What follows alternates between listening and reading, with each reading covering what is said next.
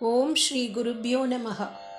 शान्तां शारदपार्वणेन्दुवदनां पद्मासने संस्थिता भक्त्या पावनरामकृष्णचरणाम्बोजां भजन्तीं शिवां संसारानलदग्धभक्तहृदये शश्वत्कृपावर्षिणीम् अम्बां निस्तुलकीर्तनीयचरितां ஸ்ரீசாரதாம் பாவயே. அம்மா தொடர்கிறாள். லௌகிகத்தில் ஈடுபட்டவாளுடைய மனசு ஈர நெருப்பு குச்சி மாதிரி.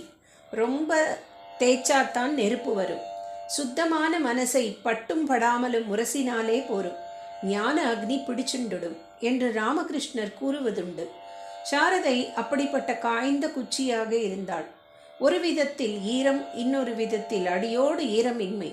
ஆம், பிறர் என்று வரும்போது ஈரம், சுயம் என்கிற போது ஈரமின்மை. மகான்கள் ஆயிரம் மக்களுக்கு உபதேசிக்கிறார்கள்.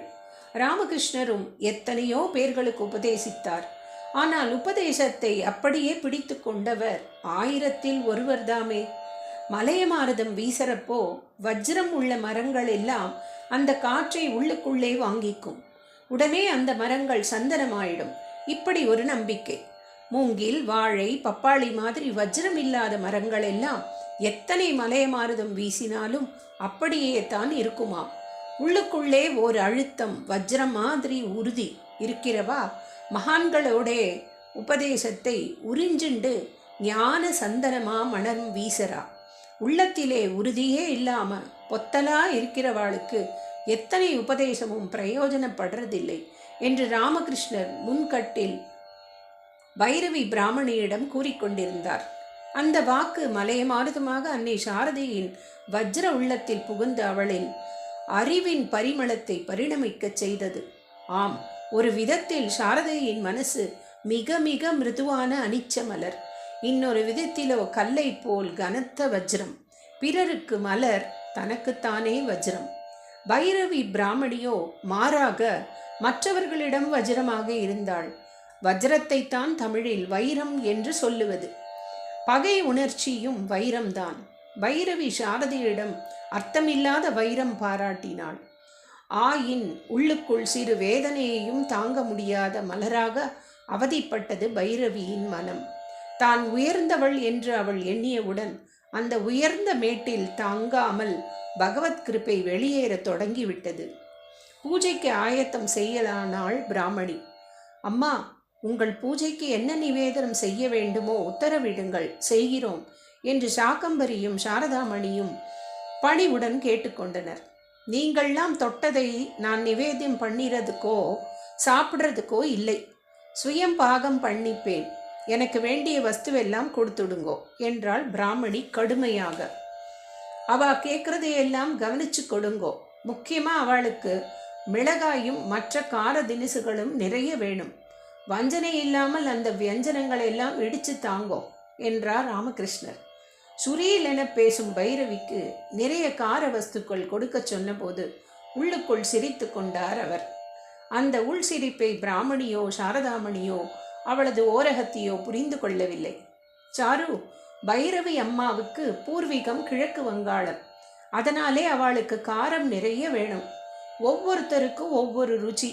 குழந்தையிலே நீ ஈச்சம்பழத்தை ஓயாம தின்னுவே. எனக்கு சில மசாலாவிலே பிரீத்தி. இவாளுக்கு காரம் வேண்டி இருக்கு. இப்படியேதான் பக்தி பண்றதிலேயும் பல மார்க்கம். சாரு உணவு சமைக்கிறாள். இவர் அவளது உள்ளத்தை சமைக்கிறார். கிச்சடி பண்ண போறையாக்கும். அரிசி, உருளைக்கிழங்கு, பருப்பு எல்லாத்தையும் பானையிலே போட்டு கொதிக்க வச்சிருக்கே. பானைக்குள்ளே சாப்பிட்றதுக்கான சகல வஸ்துவும் இருக்கு. ஆனால் வேகாமல் அதை சாப்பிட முடியவில்லை. வெந்த பிற்பாடும் இதே வஸ்துக்கள் தான் இருக்கு. புதுசாக ஒன்றும் வந்துடவில்லை. ஆனால் வெந்தாத்தான் உள்ளே இருக்கிற ருச்சி வெளியே வர்றது. கெட்டியாக இருக்கிற பதார்த்தம் சாப்பிட்றாப்பலே மிருதுவாகிறது. இப்படி செய்யறது எது? சூடு தான். இப்போ பானையும் சுடுறது. அதுக்குள்ளே இருக்கிற அரிசி, பருப்பு, ஜலம், கரிகாய் எல்லாம் சுடுறது.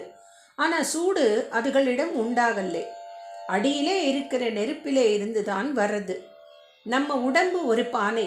10 மாதம் பிரம்மா பிசைஞ்சு செஞ்ச ஆண்டியோட தோண்டி இந்த உடம்பு. இதுக்குள்ளே இந்திரியங்கள், மனசு, புத்தி எல்லாம் இருக்கு. பகவானுடைய அனுக்கிரக அக்னியை மூட்டிண்டாதான் அதெல்லாம் பக்குவமாகும். அனுக்கிரகம்னு தனியாக பெறாத போது கூட உடம்புக்குள்ளே பல சக்திகள் இயங்குகிறதற்கு காரணம் ஈஸ்வர சக்தி என்கிற அக்னிதான். பானையை சரியா அந்த அக்னியிலே வச்சுட்டா நெருக்கரிசி தட்டாம பக்குவமாவோம்.